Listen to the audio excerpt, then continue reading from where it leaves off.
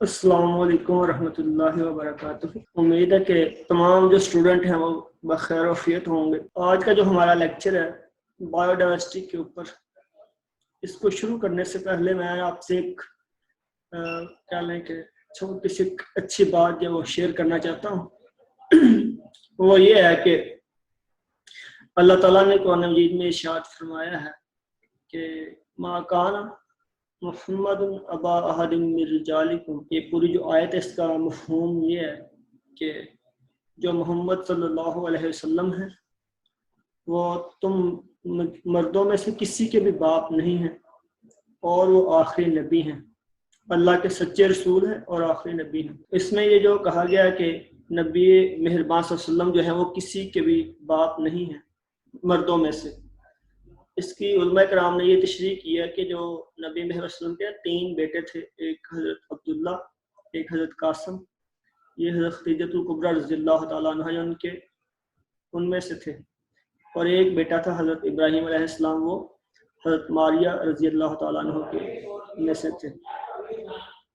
तो ये जो तीनों बेटे थे ये जो है बालिग होने से पहले ही इनकी वफ़ात हो चुकी थी। तो मैं आपको बता रहा था कि जो कुरान मजीद में फरमाया गया है कि मोहम्मद सल्लल्लाहु अलैहि वसल्लम तुम मर्दों में से किसी के बाप नहीं हैं, उसका मफ़हूम जो है, उसका मानी ये है कि जो आपके बेटे थे वो बालिग होने से पहले ही फौत हो चुके थे। और अरबी ज़ुबान के अंदर जो रजुल का लफ्ज़ है ये बालिग मर्दों के लिए जो है वो बोला जाता है।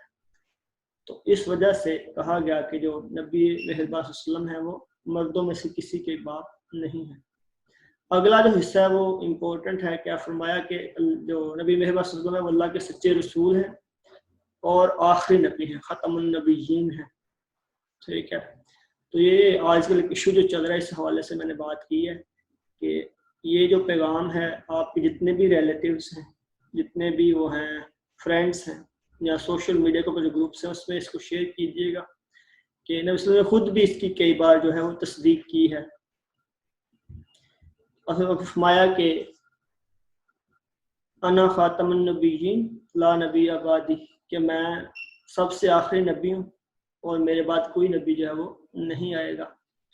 आसलम ने एक बड़ी प्यारी मिसाल से समझाया कि जिस तरह एक महल हो उसके अंदर सिर्फ एक ईंट की कमी हो तो वो एक ईंट के बगैर जो है वो पूरा महल जो है वो खूबसूरत नहीं लगता। तो जब वो ईंट लग जाती है तो फिर वो क्या हो जाता है, बिल्कुल मुकम्मल हो जाता है। तो ये जो जितने भी अंबिया कराम आए हैं उन सब की मिसाल ऐसी है जैसे एक महल तमीर हो रहा था। तो जब आप आए तो आपने आके उस जो दीन इस्लाम था, वो जो एक शुरू से सिलसिला चला था, उसको आके मुकम्मल कर दिया और अब वो जो ख़त्म नबूवत है वो कंप्लीट हो गई। अब उसके बाद जो है कोई भी जो नबी है वो नहीं आ सकता ना। तो जो नबी मेहरबान सल्लल्लाहु अलैहि वसल्लम है यही क्या है, आखिरी नबी हैं। इसके अलावा ये जो दूसरे कादियानी ग्रुप है 1973 के आइन के मुताबिक जो है इनमें से कोई भी जो है अपनी जो इबादत गाह है उसको मस्जिद नहीं कह सकते, ये अपने आप को मुसलमान नहीं कह सकते। ठीक है, और इसके अलावा क्या है कि ये जो है अपने जो दीन की तबलीग है वो सरेआम नहीं कर सकते। तो ये जो है चंद बातें हैं, इसको हर एक जो उम्मती, हमें ये हमारा उम्मती होने के नाते ये फ़र्ज़ बनता है कि जो है ना हमें इन बातों का पता हो और इन बातों को आगे जो है अपने दोस्तों के साथ, अपने रिलेटिव के साथ शेयर करें। तो जो अक़लियत होती है इस्लाम उनको हकूक़ देता है अक़लियतों के ना, लेकिन ये अपने आप को नॉन मुस्लिम मानते ही नहीं हैं क्योंकि 1973 के आइन के मुताबिक इनको गैर मुस्लिम करार दिया गया है। अगर ये एक्सेप्ट कर लें, अगर ये डिक्लेयर कर दें कि हम नॉन मुस्लिम हैं तो फिर इनको पूरे हकूक़ दिए जा सकते हैं, लेकिन ये इस चीज़ को एक्सेप्ट नहीं करते। तो इस वजह से जो है इनके जो दीन है इनको तबलीग करने से मुकम्मल तौर पर बंदी होनी चाहिए, क्योंकि ये अस्तगफिरुल्लाह माज़ल्लाह कहते हैं कि इनका जो वो मिर्ज़ा था वो भी नबी है। लेकिन अल्लाह ताला ने भी कुरान मजीद में ये वाज़ेह इरशाद फरमा दिया कि नबी महमद वसल्लम जो है ये ख़ातमुन नबिय्यीन है, और फिर आगे ये फरमा दिया गया कि जो है खुद भी आपने फरमाया कि मैं जो है आखिरी नबी हूँ, मेरे बाद कोई अब नबी नहीं आएगा। हज़रत ईसा अलैहिस्सलाम जो हैं उन्होंने जब आना है क़यामत के करीब ज़ुहूर होगा उनका, तो वो एज ए नबी नहीं आ पाएंगे, वो आएंगे उम्मती बनकर। ठीक है, तो जो नबी हैं वो सबसे जो आखिर पे आए वो हमारे नबी मेहरबान सल्लल्लाहु अलैहि वसल्लम ही हैं। तो इसके अलावा आप अगर लिटरेचर वगैरह भी अवेलेबल है बहुत सारा, उसको भी पढ़ें इसके मुतालिक। ठीक है, और ये जो बात है, ये जो अकीदा ख़त्म नबूवत है, इसके बारे में अच्छे तरीके से मालूमात हासिल करें। और ये जो कादियानी ग्रुप है इसके बारे में कंप्लीट जो है वो इंफॉर्मेशन लेके दूसरे दोस्तों के साथ अपने शेयर। उम्मीद है आपको जो मेरा पैगाम है समझ आ गया होगा। अब हम अपने टॉपिक की तरफ आते हैं जी, बायोडाइवर्सिटी। इसकी स्टूडेंट्स आपके साथ में आउटलाइन जो वो शेयर करना चाह रहा हूँ। पहले आज का जो लेक्चर, इसके शुरू में हम इसकी जो आउटलाइन है वो थोड़ा सा इसमें देख लेते हैं कि हमने इसमें इसकी बायोडाइवर्सिटी की डेफिनेशन पढ़नी है, इसकी टाइप्स पढ़नी है, इसका लेवल और स्टेटस ऑफ बायोडाइवर्सिटी इन पाकिस्तान पढ़ेंगे, इम्पोर्टेंस ऑफ द बायोडाइवर्सिटी। और इसके नीचे फिर ये जो इसकी है नेचुरल रिसोर्सेज एंड बायोडाइवर्सिटी में हम ecological aspect of biodiversity, impact on biodiversity, loss of biodiversity and protection conservation of biodiversity के बारे में पढ़ेंगे। ये बिल्कुल छोटा सा कोर्स है, इंशाल्लाह पूरी कोशिश होगी कि नेक्स्ट वीक में इसको हम खत्म कर देंगे इंशाल्लाह। आज हम पढ़ चुके हैं लास्ट लेक्चर के अंदर के टाइप्स क्या हैं, बायोडाइवर्सिटी की डेफिनेशन पढ़ चुके हैं। तो ये जो बेटा लेवल्स ऑफ बायोडाइवर्सिटी हैं और जो टाइप्स हैं ये दोनों सेम ही हैं। ठीक है, जो हमने पढ़ा कि जो बायोडाइवर्सिटी के अंदर स्पीशीज डाइवर्सिटी होती है, जेनेटिक डाइवर्सिटी होती है, और जो इसमें पढ़ा था इकोसिस्टम डाइवर्सिटी है। तो ये लेवल्स ऑफ डाइवर्सिटी अगर आते हैं तो तब भी आपने यही लिखना है। अगर टाइप्स ऑफ बायोडाइवर्सिटी पूछ जाएंगे तो तब भी यही लिखेंगे। उसके आगे फिर ये है कि जो इकोलॉजिकल डाइवर्सिटी के अंदर हमने इसके सब टाइप्स पढ़ी थी, alpha diversity, beta diversity and gamma diversity. तो इसका एक और तरह से भी क्वेश्चन पूछा जा सकता है कि how we can measure biodiversity. अगर ये क्वेश्चन आए तो तब भी आपने ये लिखना होगा, अल्फा डाइवर्सिटी के बारे में बताना है, बीटा डाइवर्सिटी बतानी है और गामा डाइवर्सिटी बतानी है। अल्फा डाइवर्सिटी ये थी कि जो है किसी एक पर्टिकुलर लोकेशन के अंदर जो कितनी तरह के स्पीशीज जो मौजूद हैं, उनका नंबर क्या है, उनकी वैरायटी क्या है। और बीटा डाइवर्सिटी ये थी कि दो लोकेशन की, दो जो पर्टिकुलर लोकेशन है अगर उनकी रेशो ले लेते हैं तो उसको हम कहते हैं उसकी बीटा डाइवर्सिटी। और अगर हम अल्फा और बीटा डाइवर्सिटी को जमा कर ले तो ये आ जाती है टोटल डाइवर्सिटी, जिसको गामा डाइवर्सिटी कहते हैं। इसके बाद इम्पोर्टेंस भी हमने डिस्कस कर ली थी इसकी। इसमें आज हम स्टेटस ऑफ बायोडाइवर्सिटी जो है इससे शुरू कर रहे हैं। तो इसके अंदर हम अब पहले करंट स्टेटस देख लेते हैं क्या है बायोडाइवर्सिटी का इन पाकिस्तान, और फिर हम उसके ये जो इकोलॉजिकल एस्पेक्ट के ऊपर बात करेंगे। ये हमारा जो पहला सेशन है ये 40 मिनट का है। इसके अंदर हम डिस्कस करते हैं कि स्टेटस ऑफ बायोडाइवर्सिटी क्या है पाकिस्तान के अंदर। ये करंट स्टेटस ऑफ बायोडाइवर्सिटी जो है इन पाकिस्तान हम डिस्कस कर रहे हैं। इसमें तकरीबन ये 2.5 मिलियन से लेकर 3 मिलियन जो स्पीशीज हैं वो एडिबल प्लांट स्पीशीज जो पाई जाती हैं।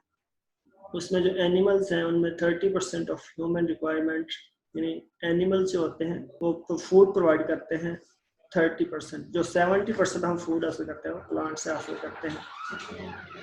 और इसमें जो 20,000 स्पीशीज हैं ये इसको मेडिसिनल पर्पस के लिए यूज़ किया जाता है। वर्ल्ड के अंदर जो टोटल है इसमें 78 जो है, इसमें पहले 5,490 जो मैमल्स हैं ये पाए जाते हैं वर्ल्ड के अंदर में। इसमें से जो 78 है वो ख़त्म हो चुके हैं, और इसमें 188 जो है ये एंडेंजर्ड स्पीशीज हैं इनकी, और 540 जो है ये एंडेंजर्ड है, और 492 जो है ये वल्नरेबल है। इसमें थोड़ा एक्सप्लेन कर देता हूँ कि ये ना कौन कौन सी स्पीशीज हैं। एक्सटिंक्ट स्पीशीज वो होती हैं जो ख़त्म हो चुकी हैं ना, the species that have eliminated from the earth. ये जो अर्थ से बिल्कुल ख़त्म हो चुकी हैं वो क्या है, एक्सटिंक्ट। और that will B extinct in near future, तो जो फ्यूचर में ख़त्म होने वाली हैं वो एंडेंजर कहलाती हैं। उसमें आगे दो उसकी इन्होंने कैटेगरीज बनाई कि क्रिटिकली एंडेंजर है और एक क्या है, एंडेंजर। क्रिटिकली एंडेंजर जो बहुत जल्द ख़त्म हो जाएंगी, जिनकी जो नंबर ऑफ स्पीशीज है या जो नंबर ऑफ इंडिविजुअल है बहुत ज़्यादा कम रह गए हैं, वो क्रिटिकली एंडेंजर्ड है। और जो भी जिनका नंबर ज़्यादा है लेकिन फ्यूचर के अंदर क्या होगा, वो ख़त्म हो जाएंगी, उन्हें एंडेंजर्ड कहते हैं। तो वल्नरेबल या थ्रेटन्ड स्पीशीज जो है वो क्या होते हैं कि that will be endanger in near future, कि ऐसी स्पीशीज जो फ्यूचर के अंदर जाकर क्या हो जाएंगी, एंडेंजर हो जाएंगी, उन्हें हम वल्नरेबल या फिर थ्रेटन्ड स्पीशीज का नाम। तो ये यहाँ पे एक ओवरऑल आपको ना व्यू दिया गया है कि वर्ल्ड के अंदर जो है किस तरह से स्पीशीज पाई जाती हैं। नेक्स्ट हम इसमें देखते हैं कि वो पाकिस्तान के हवाले से डिस्कस। पाकिस्तान जो है इसके अंदर 6000 स्पीशीज हैं प्लांट्स की, जिनमें से जो 7% है वो एंडेमिक टू पाकिस्तान है। एंडेमिक स्पीशीज ऐसी स्पीशीज होती हैं जो ना बिल्कुल एक खास स्पेसिफिक एरिया के अंदर ही पाई जाती हैं। यानी जो 7% एंडेमिक का मतलब यह है कि जो 7% स्पीशीज है वो सिर्फ और सिर्फ कहाँ होती हैं, पाकिस्तान में। ये बाकी जो दुनिया है वहाँ पे ये 7% स्पीशीज नहीं पाई जाती। तो एंडेमिक स्पीशीज का मतलब क्या है कि these are the species that are specific to the particular area, ये किसी खास एरिया के अंदर ही सिर्फ पाई जाती हैं, इसके अलावा ये कहीं और नहीं पाई जाती। इस तरह ये जो है कि जो 200 स्पीशीज और सबस्पीशीज और मैमल्स पाए जाते हैं पाकिस्तान के अंदर, और 666 जो है ये बर्ड्स की स्पीशीज हैं, और more than 500 species of fishes हैं। और रेप्टेलियन फाना, रेप्टाइल जो है ये बहुत ज़्यादा डाइवर्स पाए जाते हैं।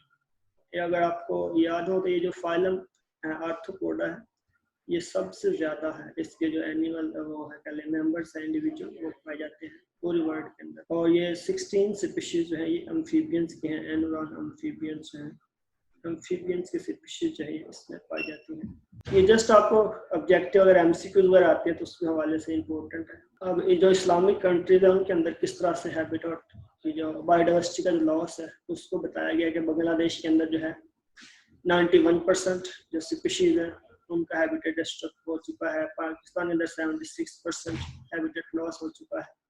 इंडोनेशिया के अंदर 48% है, मलेशिया के अंदर भी।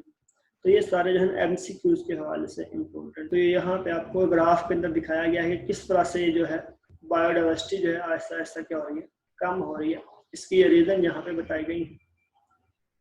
तो ये हैबिटेट लॉस की वजह से, इन्वेसिव स्पीशीज की वजह से, पोल्यूशन की वजह से, पॉपुलेशन और ओवर हार्वेस्टिंग। हैबिटेट लॉस ये है कि फॉर एग्जांपल अगर कोई स्पीशीज जो है उसका हैबिटेट है जो जंगल के अंदर रहती है, तो अगर वो जो फॉरेस्ट है उसको ख़त्म कर दिया जाए, उसको कट कर दिया जाए, तो उसके अंदर जितनी भी स्पीशीज होंगी वो क्या हो जाएंगी, साथ ही खत्म हो जाएंगी या वो कहीं और मूव कर देंगी। इन्वेसिव स्पीशीज ऐसी स्पीशीज होती हैं जिनका कह लें कि जो डोमिनेंट स्पीशीज होती हैं किसी भी इन्वायरमेंट के अंदर, तो उसकी वजह से क्या होता है कि जो दूसरी स्पीशीज होती है उनको नहीं बढ़ने देती। ठीक है, इसकी रोजमर्रा जो जिंदगी से अगर आप मिसाल लें तो एक गांव के अंदर जो होता है, जैसे कोई चौधरी होता है, तो वो नहीं चाहता कि गांव के लोग पढ़े ना, तो वो वहाँ पे एक ये फैक्टर बन जाता है कि वो स्कूल नहीं बनने देता गांव के अंदर। ठीक है, या अगर लड़कियां हैं उनको पढ़ना चाहिए तो वो रोक देता है, कोई भी जो है फीमेल है ना उसको नहीं पढ़ाया जाएगा। तो ये इन्वेसिव स्पीशीज का ये रोल होता है कि वो क्या करते हैं कि जो दूसरी स्पीशीज होती हैं, जो दूसरे इंडिविजुअल होते हैं उनको इन्फ्लुएंस करते हैं। उस वजह से क्या होता है कि फिर जो दूसरी species with the passage of time क्या होता है, आहिस्ता आहिस्ता खत्म हो जाती है। इस तरह पोल्यूशन की वजह से भी जो है बहुत ज़्यादा जो है स्पीशीज डिस्टर्ब हो रही हैं। जैसे अगर वाटर पोल्यूशन की बात करते हैं तो वाटर पोल्यूशन में देखें जो फिश लाइफ है वो डिस्टर्ब हो रही है, मेराइन लाइफ जो है वो डिस्टर्ब हुई है इसके हवाले से। और इसी तरह एयर पोल्यूशन की वजह से बर्ड्स वगैरह जो हैं उनकी स्पीशीज जो अफेक्ट हुई हैं। पॉपुलेशन की हम बात कर रहे हैं कि जो पॉपुलेशन है बहुत ज़्यादा हो रही है, ओवर पॉपुलेशन होती जा रही है। ओवर पॉपुलेशन की वजह से क्या हुआ है कि अब जो इसकी वजह से जो दूसरी स्पीशीज है उनका जो रहना है वो मुश्किल होता जा रहा है, क्योंकि ह्यूमन पॉपुलेशन ज़्यादा होने की वजह से हम ज़्यादा से ज़्यादा जो जंगलात हैं उनको कट कर रहे हैं और उसको जो है अपनी जो बिल्डिंग्स हैं ये बनाने के लिए यूज़ कर रहे हैं। इस वजह से क्या हो रहा है, ये डाइवर्सिटी जो है बायोडाइवर्सिटी इसका लॉस हो रहा है। और ओवर हार्वेस्टिंग ये है कि कुछ ऐसे स्पीशीज हैं उनकी हंटिंग वगैरह जब की जाती है तो बहुत ज़्यादा हो जाती है, यानी उसका कोई चेक एंड बैलेंस नहीं है कि कितनी है उसकी स्पीशीज बाकी रह गई है, कितनी नहीं है। तो वो वाला जो है, इस वजह से ओवर हार्वेस्टिंग या ओवर हंटिंग इसको आप कह सकते हैं, इस वजह से भी जो है डिक्लाइन ऑफ बायोडाइवर्सिटी हो रहा है। तो इसको लॉस ऑफ बायोडाइवर्सिटी के अंदर भी आप ले सकते हैं। ये भी टॉपिक हम डिस्कस करेंगे इसमें दोबारा। तो ये वाला जो मैंने दोबारा रिपीट कर रहा हूँ इसको, ये जो लॉस ऑफ बायोडाइवर्सिटी है इसको एक्सप्लेन करने के लिए क्या है, ये हमने एक एक्रोनाइम होते हैं ये जो बनाते हैं, यानी कुछ कन्वेंशनली कुछ चीज़ों का लेटर्स इकट्ठा करके बना दिया जाता है। जैसे हिप्पो का लफ्ज़ लिखा हुआ है आपके सामने, तो हिप्पो में से एच हैबिटेट लॉस है, आई जो है इन्वेसिव स्पीशीज है, पी जो है पोल्यूशन, और दूसरा पी जो है पॉपुलेशन, और आखिरी जो है ये ओवर हार्वेस्टिंग के लिए। तो मैंने हैबिटेट लॉस के अंदर बताया है कि जब हम ये जो फॉरेस्ट वगैरह होते हैं या कोई भी नेचुरल हैबिटेट है, जब ह्यूमन इम्पैक्ट उसके ऊपर होता है, फॉर एग्जांपल हम एग्जांपल ले लेते हैं, जैसे ग्रासलैंड इकोसिस्टम है। तो जो ग्रासलैंड इकोसिस्टम है, अगर वहां से जो ट्रीज हैं, जो प्लांट लाइफ है, उसको डिस्टर्ब किया जाए, वो खत्म कर दिए जाए, जैसे इंसान कर रहे हैं आपके सामने कि जंगलात की कटाई जो हो रही है, तो जो न्यू जंगलात है, न्यू फॉरेस्ट है, वो नहीं उगाए जा रहे। तो इस वजह से क्या होता है कि वहां पे जितनी भी पॉपुलेशन रह रही है, जितनी भी स्पीशीज वहां पे रह रही है, उनका हैबिटेट जो है वो डिस्टर्ब हो जाता है। जब हैबिटेट खत्म हो जाएगा तो वाली जो स्पीशीज वहां पे रह रही थी वो भी क्या हो जाएंगे, खत्म हो जाएंगे। तो ये पहला जो पॉइंट है ये हैबिटेट लॉस के बारे में। उम्मीद अब आपको ये क्लियर हो गया होगा। इन्वेसिव स्पीशीज का मैंने बताया है कि कुछ ऐसी स्पीशीज होती हैं जो डोमिनेंट होती हैं किसी भी इकोसिस्टम के अंदर, किसी कम्युनिटी के अंदर, तो जो दूसरी स्पीशीज होती हैं उनको इन्फ्लुएंस करती हैं और उनको वो आगे बढ़ने नहीं देती, जिस वजह से क्या होता है कि जो दूसरी स्पीशीज होती हैं वो आहिस्ता आहिस्ता क्या हो जाती है, वहां से खत्म हो जाती हैं। पोल्यूशन का मैंने बताया कि जैसे वाटर पोल्यूशन है, उसकी वजह से क्या हो रहा है, जो फ्रेश वाटर का उसके अंदर जो फिशेज हैं वो उनकी लाइफ डिस्टर्ब हो रही है, और उसके अलावा फिशेज के अलावा और बहुत सारी जो एनिमल की स्पीशीज है, प्लांट स्पीशीज है वहाँ पे मौजूद होती हैं, वो भी डिस्टर्ब होती हैं। मेराइन लाइफ जो है वो डिस्टर्ब हो रही है। ये जो है क्या कहते हैं, शिप्स वगैरह चलती हैं समंदर के अंदर, अगर वहाँ से ऑयल वगैरह लीक हो जाए, उनका ऑयल लीकेज, तो उससे जो मेराइन लाइफ है वो डिस्टर्ब होती है। ठीक है। इसके अलावा जो है एयर पोल्यूशन की अगर हम बात करते हैं, तो उस वजह से क्या है, जो बर्ड की पॉपुलेशन है वो डिस्टर्ब हो रही है। पॉपुलेशन में मैंने बताया कि जो पॉपुलेशन है कि हमारी जो ओवर पॉपुलेशन होती जा रही है, दिन ब दिन पॉपुलेशन बढ़ती जा रही है, इस वजह से क्या हो रहा है कि जो रिसोर्सेज हैं वो कम होते जा रहे हैं। ठीक है। जैसे मैंने आपको बताया कि अगर पॉपुलेशन ज़्यादा तो हमें रहने के लिए जो है वो जगह की ज़रूरत है, तो हम क्या कर रहे हैं कि जो फॉरेस्ट हैं उनको कट करते जा रहे हैं, और न्यू बिल्डिंग जो है, न्यू सोसाइटीज जो है, हाउसिंग सोसाइटीज बन गई हैं।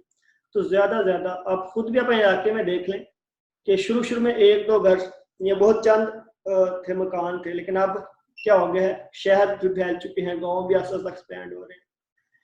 तो ये पॉपुलेशन के ज़्यादा होने की वजह से क्या हो रहा है कि जो दूसरी स्पीशीज हैं जिनका हैबिटेट हम ख़त्म कर देते हैं, उस वजह से वो जो पॉपुलेशन है दूसरी, वो भी क्या हो जाती है, ख़त्म हो रही है। ओवर हार्वेस्टिंग या ओवर हंटिंग इसको कह सकते हैं। ओवर हंटिंग के अंदर क्या है, इसके अंदर जो स्पीशीज होती हैं, जैसे ये बर्ड्स का होता है, शिकार होता है, कुछ एनिमल्स है जिनका शिकार किया जाता है। ठीक है। तो हम क्या करते हैं कि इसके ऊपर चेक एंड बैलेंस नहीं होता। तो ये चेक एंड बैलेंस ना होने की वजह से क्या है कि ओवर हंटिंग हो जाती है। सॉरी। जिस वजह से क्या होता है, जो स्पीशीज होती हैं वो या एंडेंजर हो जाती हैं या फिर वो क्या बन जाती हैं, एक्सटिंक्ट हो जाती हैं। उम्मीद है अब आपको ये क्लियर हो गया होगा। नेक्स्ट हम अब डिस्कस करने जा रहे हैं जी, ये मैं इम्पोर्टेंस हम पहले डिस्कस कर चुके हैं, आज इसको दोबारा मैं डिस्कस नहीं कर रहा। ठीक, ये डिस्कस कर लेते हैं कि कौन कौन से थ्रेट्स हैं बायोडाइवर्सिटी को, कि बायोडाइवर्सिटी जो होती है किस तरह से जो ये खत्म हो सकती है या हो रही है, क्यों हो रही है। तो ये जो इसका कोर्स है ना, इसके अंदर मैं इसके तमाम पॉसिबल एस्पेक्ट है ना वो आपसे इंशाल्लाह डिस्कस करूंगा, ताकि किसी भी तरह से क्वेश्चन आए तो आप उसको अटेम्प्ट कर सकें। ये है बिल्कुल सिंपल सा कोर्स, एक ही लेक्चर में इसको हम खत्म कर सकते हैं, लेकिन इसमें मैं क्या कर रहा हूँ कि जितने भी पॉसिबल एस्पेक्ट हैं उन सब को इंशाल्लाह हम डिस्कस करेंगे one by one. Sorry students, ये ना इंटरनेट के सिग्नल की वजह से कुछ डिस्कनेक्ट हो गया था सेशन में। तो हमने जो लास्ट सेशन है उसके अंदर बात की है कि जो करंट स्टेटस बायोडाइवर्सिटी है वो क्या है। अब हम इसके जो इकोलॉजिकल एस्पेक्ट ऑफ बायोडाइवर्सिटी है इसके ऊपर बात करते हैं। ये जो थ्रेट्स ऑफ बायोडाइवर्सिटी है उसको हम लास्ट के अंदर दोबारा डिस्कस करेंगे, ठीक है। तो जो इकोलॉजिकल एस्पेक्ट है उसके ऊपर हम बात अब करने लगे हैं। तो इकोलॉजिकल जो एस्पेक्ट है उसके अंदर हमने क्या करना है कि ये देखते हैं कि जो लिविंग ऑर्गेनिज्म मौजूद हैं एनवायरनमेंट के अंदर, इकोलॉजी जो है इसमें हम क्या करते हैं कि जो लिविंग ऑर्गेनिज्म है उनका एनवायरनमेंट के साथ क्या रिलेशनशिप है इसको हम स्टडी करते हैं कि जो एनवायरनमेंट के अंदर जितनी भी लिविंग स्पीशीज मौजूद हैं उनका अपने एनवायरनमेंट के साथ क्या रिलेशनशिप है। और इसके अंदर हम जो इकोसिस्टम के कंपोनेंट आपने पढ़े होंगे कि बायोटिक और एबायोटिक कंपोनेंट जो होते हैं वो किस तरह से आपस में इंटरेक्ट करते हैं, ठीक है। तो ये जो इंटरेक्शन है between the living organism and their environment, और वो एनवायरनमेंट के अंदर उनकी इंटरेक्शन जो है आपस में भी हो सकती है और फिर जो दूसरे नॉन लिविंग जो एबायोटिक फैक्टर है उनके दरमियान भी हो सकती है। तो ये जो है ये हम इकोलॉजी के अंदर स्टडी करेंगे।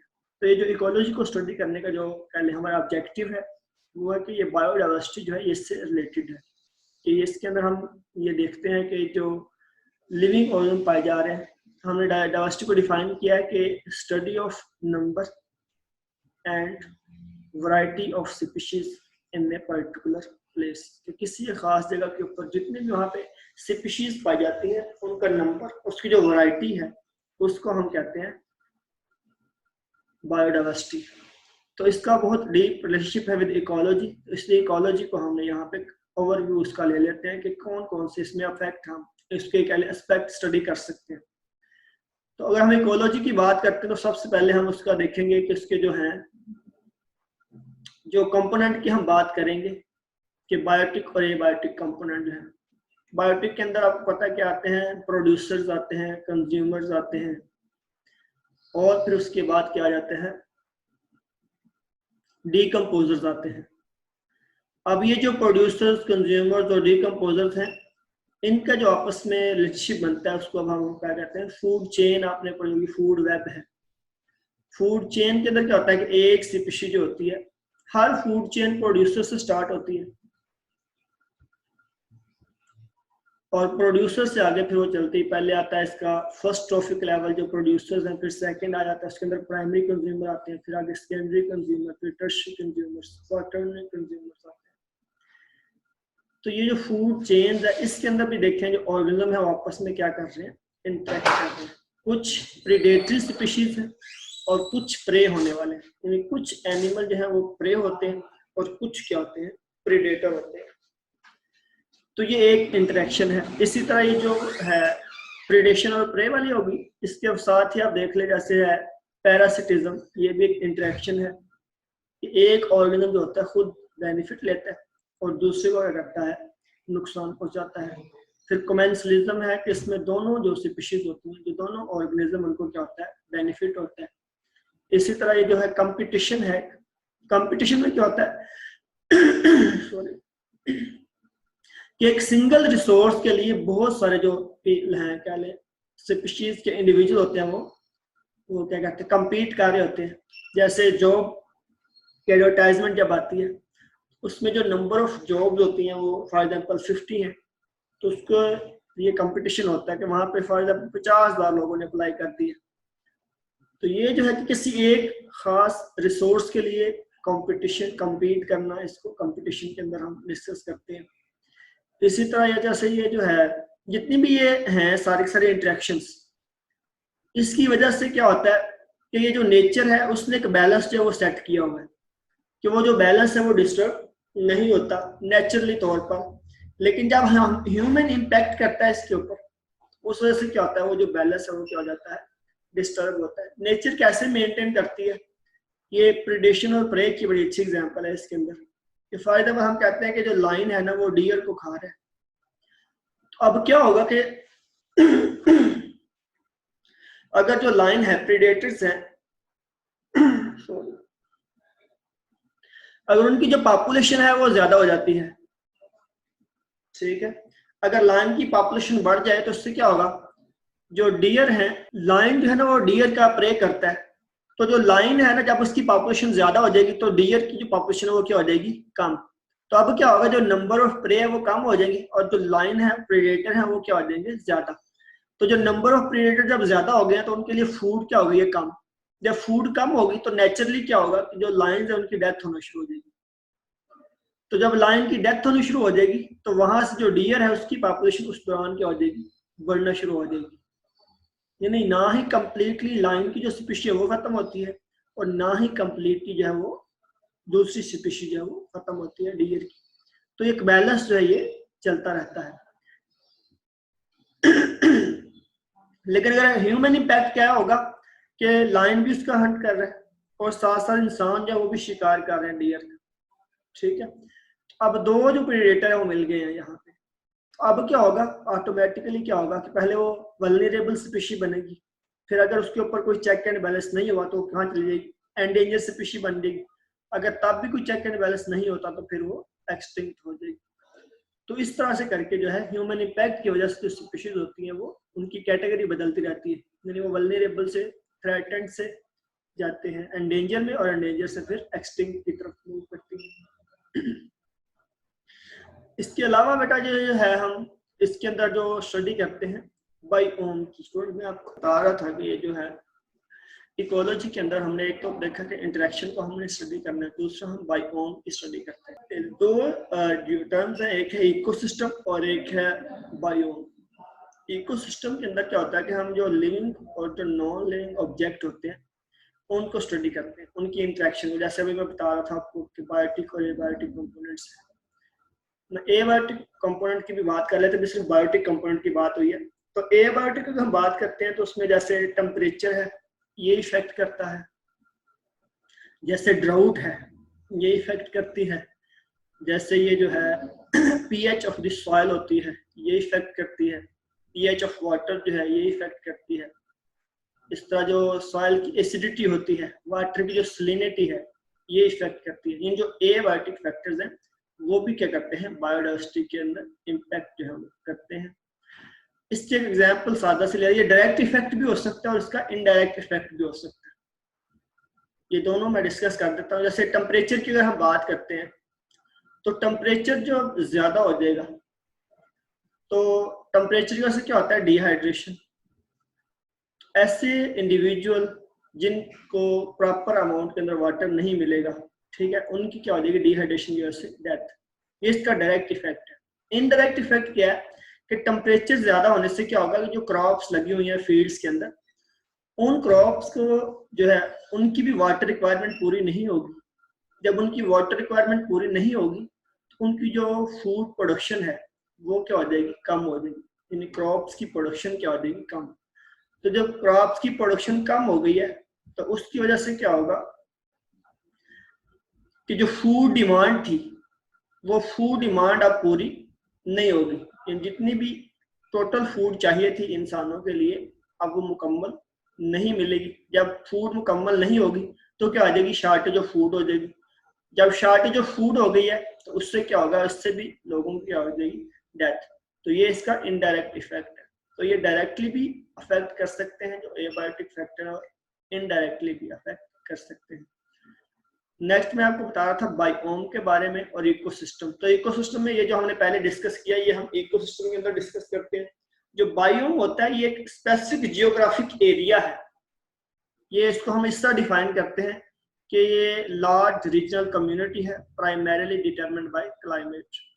कि बायोम जो है ये एक रीजनल कम्युनिटी, एक स्पेसिफिक जियोग्राफिक एरिया है, उसके अंदर रहते हुए क्या है, हम इसको कैसे डिफाइन करते हैं कि ये बायोम है, इसको on the basis of climate जो है इसको डिफाइन किया जाता है। इसकी एग्जांपल ले लेते हैं, जैसे एक फ्रेश वाटर बायोम है, एक जो है मेराइन बायोम है, ठीक है। जो फ्रेश वाटर बायोम है उसके अंदर क्या आएंगे, रिवर का इकोसिस्टम उसके अंदर आएगा, उसके अंदर लेक का इकोसिस्टम आएगा, उसके अंदर जो है फिर ये जो है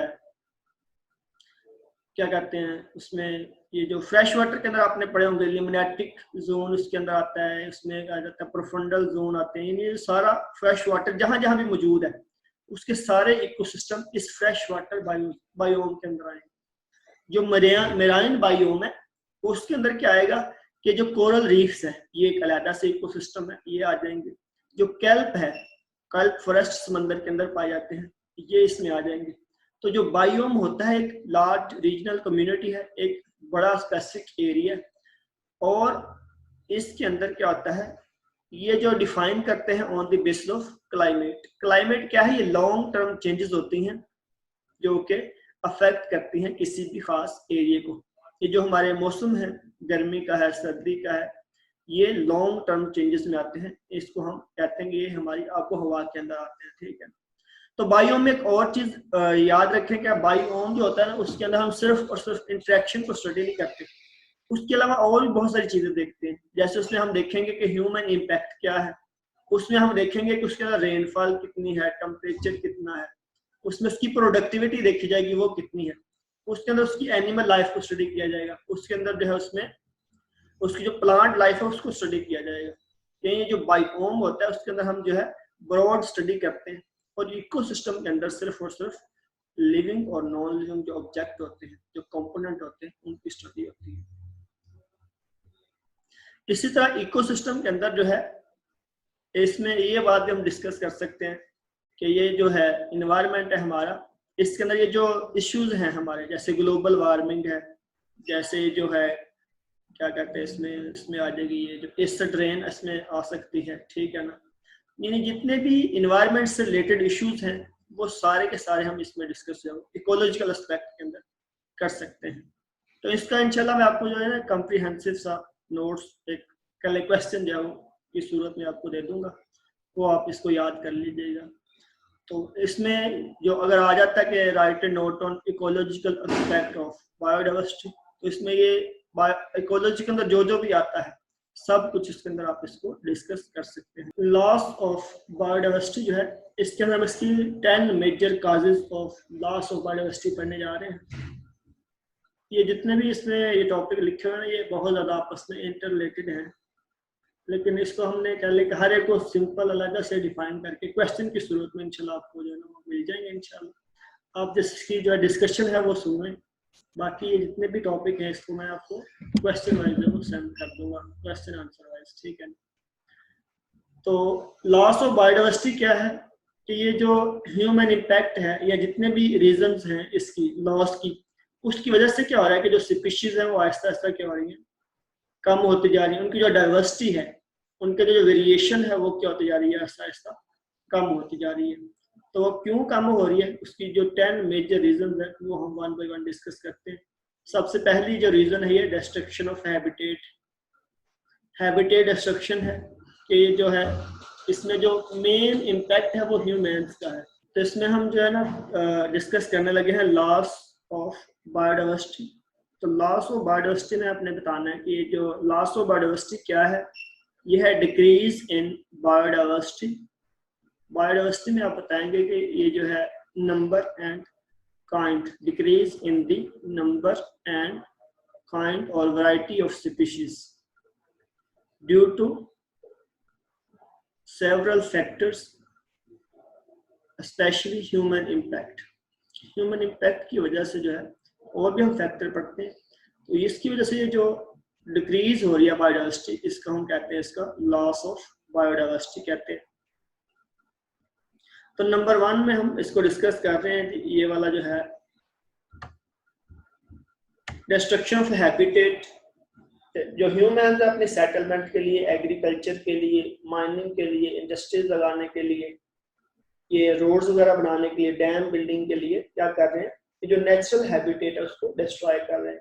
तो जब हैबिटेट डिस्ट्रॉय हो जाएगा तो उसके अंदर जितने भी स्पीशीज होंगी, वो इंसेक्ट की हो सकती हैं, प्लांट की हो सकती हैं, एनिमल स्पीशीज है, सारी की सारी क्या हो जाएंगी, वहां से खत्म हो जाएंगी।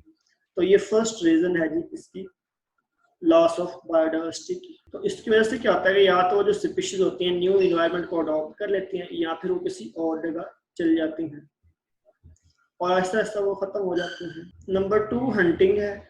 हंटिंग भी एक जो है इसमें रीजन है लॉस ऑफ बायोडाइवर्सिटी के अंदर। इसमें जो वाइल्ड एनिमल्स होते हैं उनको हम कमर्शियल यूटिलाइजेशन के लिए जो वो हंट करते हैं, जैसे उनकी हाइट्स, खाल के लिए उसकी जो स्किन होती है, ये टस्क जो है, ये जो है ना टस्क, ये एलिफेंट के जो है क्या कहते हैं उसको, इसमें दांत, मैंने अभी बताया था कि एलिफेंट के जो टीथ होते हैं इसके लिए इसकी हंटिंग की जाती है। तो इसमें यहाँ टस्क का लफ्ज़ उस हवाले से लिखा गया, ठीक है। फर के लिए यानी उसकी ऊन हासिल करने के लिए, मीट हासिल करने के लिए, मेडिसिन के अंदर यूज करने के लिए, या कॉस्मेटिक, परफ्यूम्स, यानी मुख्तलिफ पर्पस को फुलफिल करने के लिए क्या करते हैं, जो वाइल्ड एनिमल्स होते हैं उनकी हंटिंग की जाती है। तो उस वजह से क्या होता है कि वो पहले वल्नरेबल स्पीशीज बनते हैं, फिर आहिस्ता आहिस्ता वो क्या करते हैं, उसमें चले जाते हैं एंडेंजर में, और फिर वहां से एक्सटिंक्ट हो जाते हैं। तो अफ्रीका की यहाँ पे एग्जांपल दी गई कि जो एक ब्लैक राइनो था, उसके ऊपर जो है इनका ये जो है हंट किया गया बहुत ज्यादा। उसके हॉर्न जो है, यानी उसके जो सींग होते हैं, वो हासिल करने के लिए ये जो पोचर का लफ्ज यहाँ पे आया है, इसको कहते हैं कि वो लोग जो हंटिंग करने वाले होते हैं उनको हम कहते हैं, एक हंटिंग होती है, एक पोचिंग होती है। हंटिंग और पोचिंग में क्या फर्क है? हंटिंग ये है कि ये आप एक लीगल वे में, यानी पहले आप किसी, ये जो वाइल्ड लाइफ डिपार्टमेंट है वहां से आपको ये इजाजत है कि आप ये जो जानवर हैं फॉर एग्जांपल उनकी हंटिंग कर सकते हैं, उसका प्रे कर सकते हैं, तो वो हो जाएगी हंटिंग।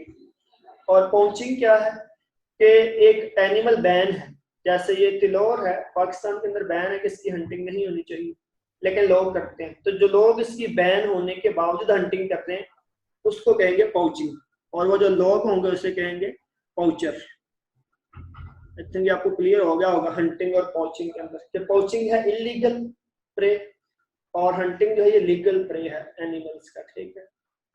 तो ये जो अफ्रीका के अंदर जो पोचर्स थे, उन्होंने ये ब्लैक राइनो का जो है वो पोचिंग की है, और उस वजह से क्या हुआ, 95% खत्म हो चुके हैं, ठीक है। और उसकी वजह क्या है कि वो कहते हैं कि उसके जो हॉर्न होते हैं वो $15,000 के जो वो बिकते हैं, इस वजह से उसकी हंटिंग जो पोचिंग हुई है ज़्यादा, ठीक। तो ये जो एलिफेंट है अभी ये क्या हो चुके हैं इसमें, तो साउथ अफ्रीका के अंदर या अफ्रीका के अंदर बहुत कम ये हो रहा है। इसकी वजह यह है कि उसके जो इवोरीज हैं, जो उसके टीथ होते हैं, उनको हासिल करने के लिए उसकी हंटिंग या पोचिंग वो करते हैं। इसी तरह एक्सप्लॉयटेशन ऑफ सिलेक्टेड स्पीशीज।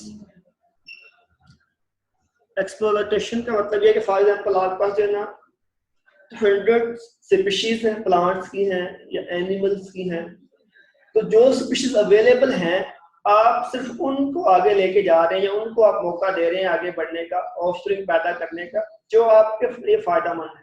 वो मेडिसिनली भी हो सकती है, वो क्या लेके, अगर प्लांट की बात करते हैं टिम्बर के हवाले से हो सकता है, ठीक है ना। तो हम सिर्फ उन स्पीशीज को क्या कर लेके एक्सप्लॉइट कर रहे हैं, उनके ऊपर रिसर्च कर रहे हैं, उनको आगे हम लेके जा रहे हैं, जो हमारे लिए इम्पोर्टेंट है किसी भी हवाले से, मेडिसिन के हवाले से, या फिर जो है वो लकड़ी के हवाले से, या जैसे एनिमल की अगर हम बात करते हैं तो उनके जैसे एलिफेंट का बताया कि टीथ उसके बड़े इंपॉर्टेंट होते हैं, ठीक है ना। ये ब्लैक राइनो जो है उसके हार्न जो है वो बड़े कर लेंगे वैल्यूएबल हैं। तो ये जो है पर्पसेस, इसके लिए हम क्या करते हैं कि हम सिर्फ उसी स्पीशीज को आगे लेके जाएंगे जो हमारे लिए फायदेमंद होगी, जो हमारे लिए जो है वो एडवांटेजेस होगी। तो इस वजह से क्या होगा कि जिन स्पीशीज की आगे हम नहीं लेके जाएंगे, जिनके ऊपर मजीद रिसर्च नहीं की जाएगी, जिनको आगे बढ़ने का मौका नहीं मिलेगा, वो आहिस्ता आहिस्ता क्या हो जाएंगी, खत्म हो जाएंगी। तो ये भी एक इसके अंदर रीजन है। इसमें ये काफ़ी जो है एग्जांपल जो है लिखी हुई हैं, आप इसको पढ़ लीजिएगा। ये प्लांट के अंदर स्लोटम की स्पीशीज हैं, मेडिसिनली इंपॉर्टेंट है, ठीक है। तो इस वजह से ये वाले जो प्लांट अभी भी बचे हुए हैं, तो ऐसे प्लांट इनकी स्पीशीज के ऊपर रिसर्च नहीं की गई, जो फायदेमंद नहीं थी, वो अब क्या हो रही है, खत्म हो चुकी है।